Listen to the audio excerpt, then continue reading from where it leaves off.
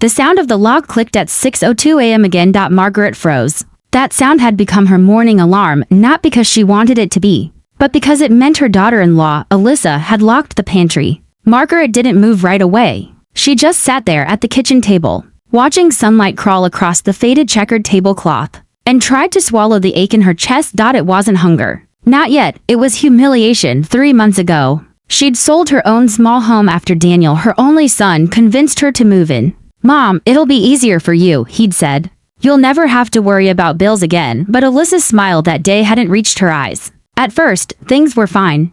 Dinner together, movie nights, soft laughter in the living room. Then small changes began. Her favorite mug disappeared. Her seat at the table got taken. Her old recipes suddenly didn't fit their diet. And now, the pantry. Margaret didn't say anything. She never did. Not because she was weak, but because she'd learned that silence sometimes speaks louder than words. Alyssa's footsteps echoed down the stairs, sharp, measured. "Good morning, Margaret," she said, pretending sweetness. "You know, I've been organizing the pantry. It's such a mess. I locked it for now. Hope that's okay." Margaret smiled faintly. "Of course, dear." Her voice was calm, controlled, but inside, something broke.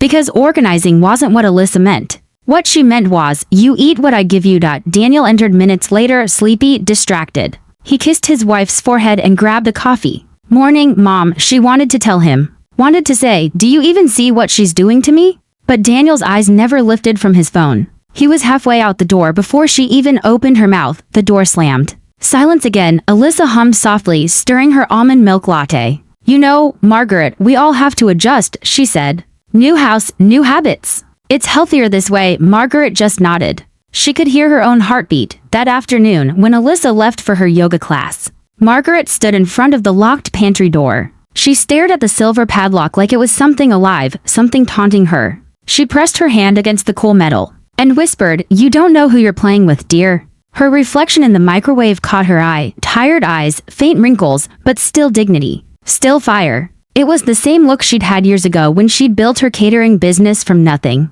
After her husband died, she'd lost everything once before and rebuilt it. She wasn't about to lose herself again, not in her own son's house. That night, she didn't eat dinner. She didn't complain. She just waited for silence. For midnight. When the clock struck 12, she walked to the kitchen barefoot, slow and quiet. The house was asleep. She touched the lock again. The metal was cold against her fingertips. She smiled, a small, knowing smile. Then she walked back to her room, opened her old sewing box. Inside were things from her past life, buttons, needles, and a tiny, rusted key. She held it up to the moonlight. The same key she'd once used for her bakery storeroom years ago. The lock had looked exactly like this one. Morning came with soft blue light filtering through the curtains. Alyssa would be up in 20 minutes. Margaret's hands didn't tremble as she turned the key and opened the pantry. The air smelled like cinnamon, coffee, and quiet victory. She didn't take food. She didn't steal anything. She simply left something behind, a folded note resting on the middle shelf.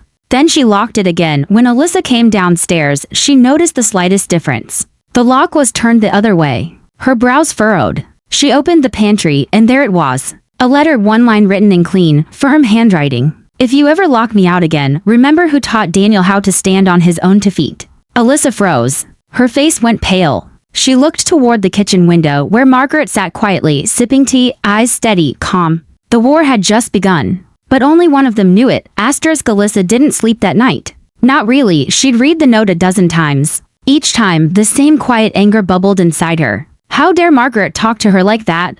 In her house. But when she looked at Margaret the next morning, calm, silent, sipping tea, something inside her twisted.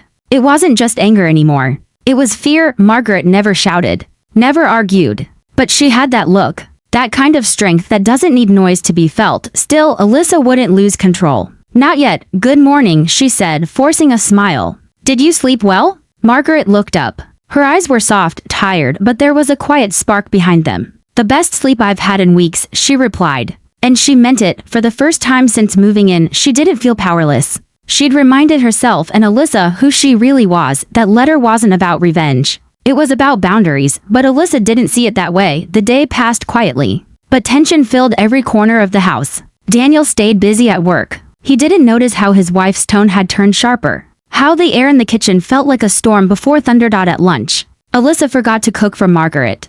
"Oh, I thought you were going out today," she said casually. Margaret smiled, opened the fridge, and pulled out leftover soup she'd made herself the day before, simple, graceful, unbothered.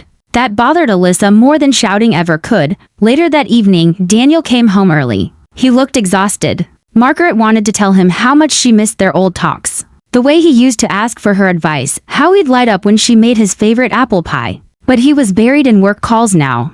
Dinner passed in silence. 3 people at one table, 3 different worlds. When Daniel finally went upstairs to shower, Alyssa leaned closer. "Margaret," she said, voice sweet like honey over poison, "I know you've been feeling uncomfortable. But this is my home now. Things are different here." Margaret looked at her, calm, still, then she said softly, "You're right. Things are different. But kindness doesn't expire, Alyssa. It just disappears when we stop giving it." Alyssa blinked, stunned. No one ever spoke to her like that. Margaret stood up, rinsed her cup, and walked away. Her steps were slow, deliberate, the kind of quiet that screamed power. That night, Margaret sat by her bedroom window. Outside, streetlights flickered across the sleepy suburb. Dogs barked in the distance. The same small-town calm she used to love, but now it felt heavy. Like she was living inside someone else's story. She opened an old photo album from her box. Her bakery. Her customers. Her late husband smiling as they painted the sign, Margaret's morning oven. That shop had been her pride. Every loaf of bread, every pie made with hands that never complained. Even when life did, and now those same hands were being treated like they didn't belong. A tear slid down her cheek. But she wiped it away before it fell, not weakness. Just release. The next morning, Margaret woke early. Earlier than usual. She baked. The smell of fresh cinnamon rolls filled the house. By 6 a.m. Alyssa came downstairs. Confused. "What's this?" she asked, frowning. Margaret smiled gently. "Oh, I thought I'd bake something for Daniel. He used to love these." Daniel entered moments later, drawn by the smell. "Mom, are those your cinnamon rolls? The ones you used to make for Christmas mornings?" His face lit up. The first time in months. Margaret nodded. Alyssa stood there, silent, watching her husband hug his mother, something ugly twisted in her chest. Jealousy, fear, loss of control. That night, Alyssa called her friend. Her voice was sharp. "She's trying to make me look bad, Rachel. You should see how he looks at her. Like I'm the stranger in my own house." Rachel sighed on the other end. "Maybe she's just trying to help." "Help?" Alyssa snapped. "She's manipulating him. Old people are like that. They guilt you until you feel sorry for them." She hung up, pacing the room. Her reflection in the mirror looked harder than before, colder. Then she smiled. A dangerous smile. She had an idea. The next morning, Daniel was gone early again. Alyssa made breakfast, just for herself. She put Margaret's plate in the sink before she even came downstairs. When Margaret entered the kitchen, she saw crumbs, an empty pan, and a single note on the counter. "Didn't know if you'd be up. There's oatmeal in the pantry. Help yourself." Margaret walked to the pantry. The lock was gone. She opened the door and froze. Every shelf was bare. The jars, the cans, the flour, all gone. Just one thing left, an empty bowl on the middle shelf. Inside, a folded piece of paper. Her hands trembled slightly as she opened it. Alyssa's handwriting. "Looks like you still remember how to bake, Margaret. Let's see how far that gets you now." Margaret stood there for a long moment. The air felt thick, heavy. Then, slowly, she smiled. Not out of madness, out of clarity. Alyssa thought she'd won. But Margaret finally saw the truth. This wasn't about food. It was about control, and control can always be taken back. Especially by someone who's lost everything once before. She folded the note, placed it back in the bowl, and whispered under her breath, "You just gave me a reason to start over." Then she walked toward her room, eyes bright with something new, not sadness, not defeat, determination, because this wasn't the end. It was the moment Margaret decided to take her life back, one quiet, powerful step at a time. For the first time in months, Margaret didn't cry that night. She didn't pace. She didn't ask herself, "Why me?" Instead, she sat by her window, notebook open, pen steady.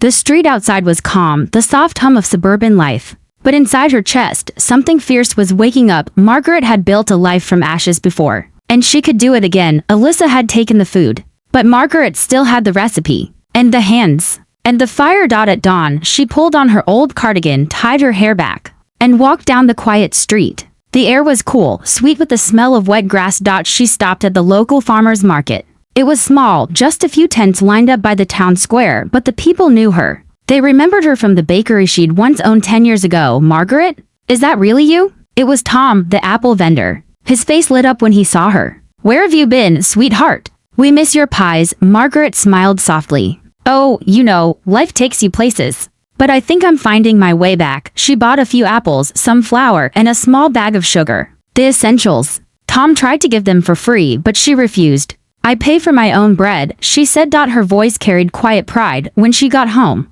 Alyssa was in the living room scrolling through her phone. She raised an eyebrow at the grocery bag. More baking supplies? I told you we're cutting carbs, Margaret smiled faintly. Oh, don't worry, dear. These aren't for the house, Alyssa frowned. What do you mean? Margaret didn't answer. She just walked past her into her small room. The one Alyssa had turned into a guest corner with barely enough space for a bed. But that was fine. It would do. She cleared the small desk, opened the curtains for light, and set out her ingredients. No fancy tools. Just her old rolling pin and steady hands, and by afternoon, the smell of freshly baked apple pie filled the air again. Alyssa came to the door, annoyed. What's going on here? Margaret turned calm. I'm baking for the people at the market. I promised Tom I'd bring something tomorrow, Alyssa scoffed. You can't just start a bakery in my house, Margaret looked at her. Oh, I'm not starting anything, Alyssa. I'm remembering who I am, and then, with a gentle smile, she went back to kneading dough. That night, when Daniel came home, he smelled the pie before he saw it. Mom, is that your apple pie? His face lit up. Margaret smiled. Just testing the oven, dear. Want a slice? He nodded eagerly. Alyssa tried to interrupt. Daniel, we said no sugar, but he was already taking a bite. And in that moment, a memory washed over him. Christmas mornings. His mom laughing in the kitchen, his dad alive. The house full of warmth. Mom, he said softly. I forgot how much I missed this. Margaret's eyes glistened. She didn't say a word. She didn't need to. That night, Alyssa's jealousy burned deeper. Every smile Daniel gave his mother felt like a stolen piece of her power. She tried to talk to him. Taste whatever you want, Daniel, but you know she's doing this to get sympathy, he sighed. Alyssa, she's my mom. Can we not make everything a competition? Competition. The word hit her like a slap, because that's exactly what it was, a quiet war inside a pretty house. The next morning, Margaret carried 2 boxes of apple pies down the street. Neighbors stopped to wave. Some even bought a slice right there on the sidewalk. Word spread faster than she expected. By the 3rd day, she had orders. By the end of the week, she had customers waiting outside Alyssa's home. Margaret's back. She's baking again. Even the local cafe owner approached her. Would you mind supplying a few pies every week? People ask about you. Margaret's heart swelled. She hadn't felt this alive in years, but when she returned home, Alyssa was waiting, arms crossed. Face cold. So this is your plan? Turning my driveway into your bakery? Margaret placed the empty pie boxes on the counter. No, dear. I'm turning my life back into mine. Alyssa's jaw tightened. Daniel won't like this. Margaret's voice stayed calm. I think Daniel likes seeing his mother happy again. That night, Daniel and Alyssa fought upstairs. Margaret heard it, muffled, bitter whispers through the ceiling. She didn't want this. Not division. Not revenge. Just respect. But respect sometimes comes at a cost. She sat quietly, pen in hand, writing in her notebook. You don't need permission to start again. You just need to remember that silence isn't surrender. She closed it and smiled. Days turned into weeks. Margaret's small pie business began to bloom. She donated part of her earnings to the local shelter, taught kids how to bake on weekends, and became known again, not as the mother-in-law who lives quietly, but as Margaret, the woman who never gave up. Even Daniel noticed the change. He came home one evening holding a flyer. Mom, they're doing a small town fair next weekend. You should set up a stall. I'll help. Alyssa stood beside him, forcing a smile. But her eyes said something else. This isn't over. Margaret saw it too. And she wasn't afraid anymore. Because she finally understood, when you rebuild yourself from quiet dignity, no one can tear you down again. That night, before bed, she looked at her reflection in the mirror. The same woman who once sat at a locked pantry door was now feeding the whole town. With her own 2 hands, she whispered to herself, I didn't fight her. I found myself, and that, she realized, was the most powerful revenge of all. The morning of the town fair arrived with golden sunlight and the scent of fresh pies. Margaret stood in the kitchen, wrapping the last batch in neat white boxes tied with red string. Each pie looked perfect. Each one carried something more than flavor. It carried her comeback. She hummed softly as she worked. It was the same tune her husband used to whistle while cleaning the bakery window. Back then, she never thought a simple melody could feel like armor. Now, it did. Alyssa watched from the living room doorway. Her arms were folded, eyes narrowed. She'd been quiet all week, too quiet. No remarks, no locks, no cutting comments. Just silence, but silence from Alyssa wasn't peace.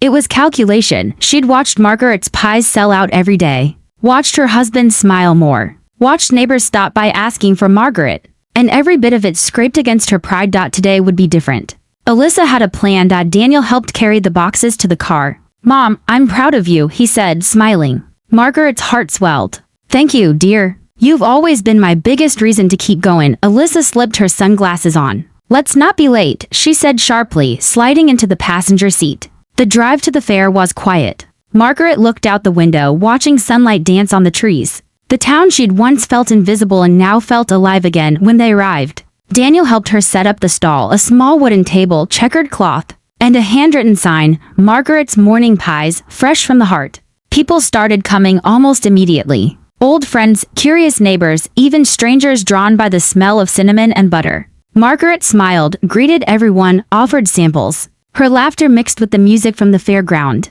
For the first time in years, she felt seen not as someone's burden but as herself. Alyssa stood nearby, pretending to be supportive. But inside, she was boiling. Oh, Margaret, you haven't changed a bit. Your pies are legendary. Felt like an insult aimed straight at her. Daniel beamed, snapping pictures of his mom for social media. Mom, people love you. This is amazing. Margaret's cheeks flushed with warmth. It wasn't about fame or pride, it was about reclaiming her place in the world. But that joy wouldn't last long. As the crowd thickened, Margaret stepped away for a moment to grab napkins from the car. When she returned, she noticed something strange. A few people at her stall were frowning, whispering, setting their pie samples down. What's wrong? She asked gently. A man coughed. This tastes odd, another woman added, too salty, almost bitter. Margaret's heart sank. She quickly checked the pies. They looked fine, golden crusts, sweet aroma, but when she tasted one, her eyes widened. Salt. Way too much salt. Someone had tampered with her batch. Her hands shook slightly as she set the pie down. She looked up and saw Alyssa standing a few feet away, pretending to scroll her phone. Watching her reaction. Their eyes met. And in that silent moment, Margaret knew. Alyssa turned away before anyone could see her smile. Margaret closed the stall early. She gave quiet apologies, refunds, smiles that hit her breaking heart. On the drive home, Daniel was confused. Mom, what happened? Did the recipe go wrong? Margaret forced a gentle smile. Just a bad batch, dear. It happens. Alyssa said nothing. Her silence was victory enough, but when they reached home, Margaret didn't cry, didn't scream, didn't even confront her. Instead, she walked straight to her room, closed the door, and breathed. That night, she couldn't sleep. Her thoughts spun in quiet circles. How far could cruelty go before it collapses on itself? Alyssa didn't want just control, she wanted to erase her. But you can't erase someone who's already written their story in resilience. Margaret opened her notebook again. Her pen moved slowly, but her words were sharp. When they try to make you small, don't argue. Just rise so quietly that your strength becomes impossible to ignore. She underlined it twice. Then she made a decision. She wouldn't fight Alyssa with anger. She'd fight her with truth. The next morning, Daniel was in the kitchen drinking coffee when Margaret joined him. Mom, I'm sorry about yesterday, he said softly. I know how much effort you put in. She smiled gently. Daniel, can you do something for me? Anything, help me taste something tonight. Just you, no one else, he nodded. Of course. Alyssa, who'd been listening from the hallway, frowned. Another plan? Not if she could help it. That evening, Margaret prepared two pies. One she made herself from fresh ingredients. The other, she intentionally swapped the sugar with salt. When Daniel arrived at the table, she smiled warmly. Two pies, same recipe. Tell me which one's mine. Daniel laughed. All right, this sounds fun. He took one bite from the first pie, delicious. Then he tried the second. He gagged, Mom, this one's awful. Margaret nodded slowly. I thought so. Then she turned toward the doorway. Alyssa, care to explain why the salt container was hidden in the sugar jar yesterday? Alyssa froze. I don't know what you're talking about. Daniel turned to her, shocked. Alyssa, did you mess with Mom's pies? Her voice trembled, but her anger rose fast. Oh, come on, Daniel. She's manipulating you. She's turning this house into her show. Daniel slammed his hand on the table. That's enough. The room went silent. He looked at his wife, eyes cold. She's my mother. She's done nothing but help you. You crossed a line. Alyssa's lip quivered. For the first time, she realized she'd gone too far. Margaret stayed quiet. She didn't need to win the argument. The truth had done it for her. That night, after everyone went to bed, Margaret walked to the kitchen window. Moonlight touched her face. She wasn't angry anymore, just free. She whispered, I didn't need revenge. Just honesty. Then she smiled, a small, tired, beautiful smile, and finally slept peacefully for the first time in months. Asterisk the morning after the confrontation, the house was quiet. Too quiet. No clinking dishes. No humming from the kitchen. Just heavy silence, pressing on every wall. Margaret stood by the window, watching the sun rise over the sleepy suburban street. A new day, but not the same home. Downstairs, Daniel sat at the table, his coffee untouched. Alyssa hadn't come down yet. He hadn't spoken much since last night, just a few heavy sighs. The kind that say more than words ever could. Margaret didn't want to gloat. She didn't want an apology. She wanted peace. But peace, she'd learned, doesn't come easy when pride is still alive. When Alyssa finally appeared, she looked pale, hair unbrushed, eyes red. She avoided Daniel's gaze. Just poured herself coffee, her hands trembling slightly. Morning, Margaret said softly. Alyssa didn't answer. Daniel finally spoke. Alyssa, we need to talk. Her jaw tightened. I already know what you're going to say, then listen anyway. He set down his cup. I've watched Mom try to fit into this house since the day she moved in. And I've watched you make it harder for her every single time, Alyssa scoffed. But her voice cracked. I just wanted space, Daniel. My own home, my own rules. Daniel's tone softened. You could have had that without cruelty. Alyssa's shoulders sagged. For once, she didn't argue. Just whispered, I didn't mean for it to go this far. Margaret looked at her quietly. Not with hate, with understanding. Because sometimes, hurt people don't realize they're spreading the same hurt they once received. Later that day, Margaret went for a walk. Leaves rustled under her shoes, the air crisp and cool. She stopped by the small park near the bakery she used to own. It was closed now, the windows dusty. The paint chipped, but standing there, she could almost hear laughter from the past. Her husband whistling. Daniel as a boy, covered in flour, laughing as they baked together. 1,000 memories. 1,000 reasons not to give up. She sat on the bench across the street. And for the first time in a long time, she let herself breathe deeply, freely. An older woman sitting nearby smiled at her. You're Margaret, right?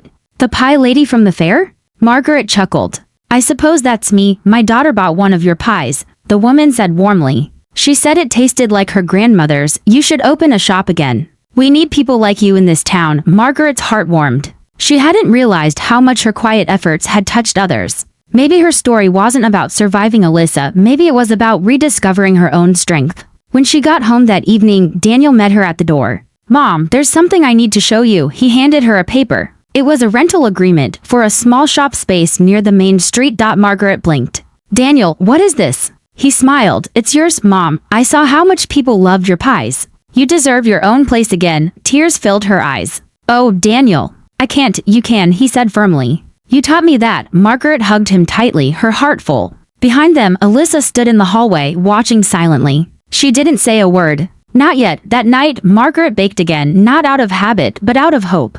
The smell filled the whole house, cinnamon, sugar, and forgiveness. Alyssa came into the kitchen quietly. Margaret looked up, surprised. Would you like some? Alyssa hesitated, then nodded. She took a small piece, sat down, and for the first time in months, didn't look like an enemy. Just another woman trying to find her place. After a long silence, she spoke softly. I was wrong, Margaret, about everything. Margaret smiled faintly. People make mistakes. It's what we do after that matters. Alyssa's voice shook. I didn't mean to hurt you. I felt like you were taking my home. Margaret's eyes softened. I never wanted to take your home, dear. I just wanted a little corner to call mine. Tears welled in Alyssa's eyes. She lowered her head. I'm sorry. Margaret reached out, gently touching her hand.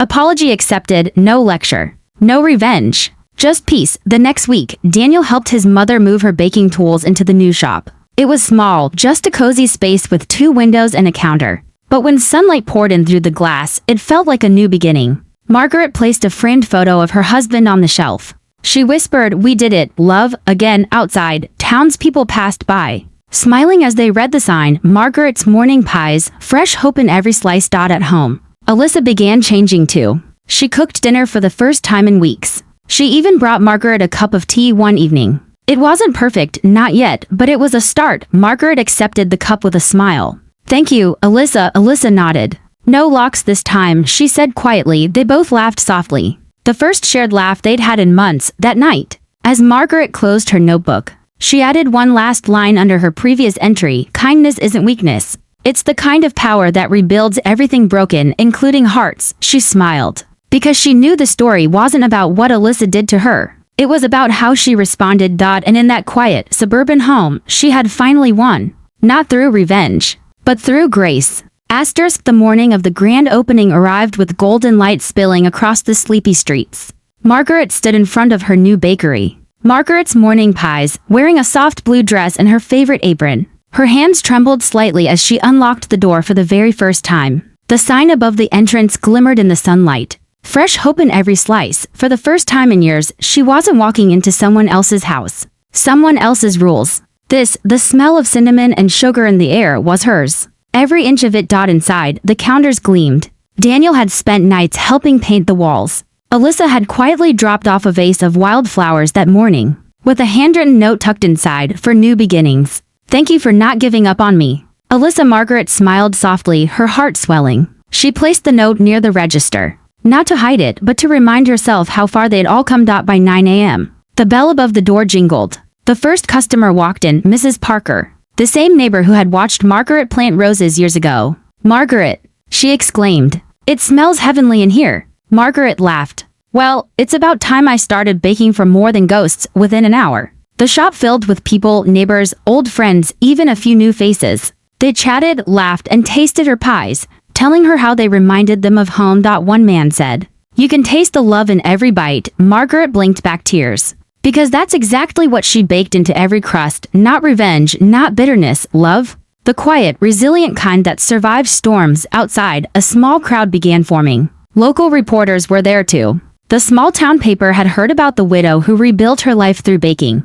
Daniel stood proudly beside his mother, holding a steaming cup of coffee. You did it, Mom, he said. Margaret smiled. We did it, and then, just when the moment felt complete, Alyssa appeared at the door, holding a pie. A homemade one. It wasn't perfect. The crust was uneven, the edges a little burned. But her eyes, full of apology, full of hope, said everything words couldn't. I thought maybe. Alyssa began softly, we could sell this one together. It's not as good as yours, but Margaret laughed gently, cutting her off. Bring it in. Every baker starts somewhere. Alyssa smiled through tears. It wasn't forgiveness spoken, it was forgiveness lived. By noon, the bakery was buzzing. The air smelled like butter and belonging. And Margaret, once the quiet, cornered woman in her own home, now stood in the center of a space she had built from her own pain, her own grace.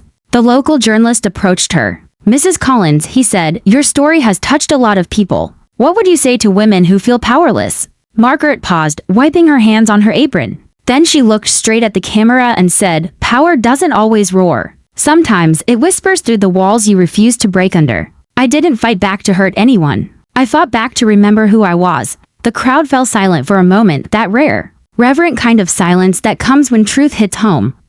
Later that evening, after the crowd had gone, Margaret sat by the window with a cup of tea. The golden glow of the bakery lights flickered on the glass, dancing like little stars. Daniel had gone home with Alyssa, the two of them walking side by side, quietly talking. Margaret could see them through the window, laughing softly as they crossed the street, for once. The house across the road didn't feel like a battlefield. It felt like peace. Margaret opened her journal again. The same one she had used to write her morning letters. She turned to the last blank page and began to write. Dear heart, you've been locked away, underestimated, and starved of kindness. But you never stopped beating. You turned pain into patience. You turned silence into strength. And you turned every wound into wisdom. This isn't revenge. This is rebirth. She closed the journal and smiled. Outside, the bakery sign glowed softly in the twilight. Margaret's morning pies, a symbol of quiet resilience. She looked up at the sky and whispered to her late husband, you'd be proud of me, love. I finally learned to rise, just like the dough you taught me to make. The screen fades to black. The words appear, kindness doesn't mean surrender. It means standing tall without losing your heart. Soft music swells. The audience exhales, emotional, moved, inspired. Margaret's story lingers, not as a tale of revenge, but as a lesson in quiet power. The kind that changes everything. Without ever raising its voice. Asterisk if Margaret's journey moved you. Take a moment to like this video and subscribe for more real stories of courage and resilience. Share it with someone who needs a reminder that kindness and strength can change everything. Comment below, what would you have done if you were in her place? Your support helps us bring more empowering and emotional stories to life. So don't miss the next one.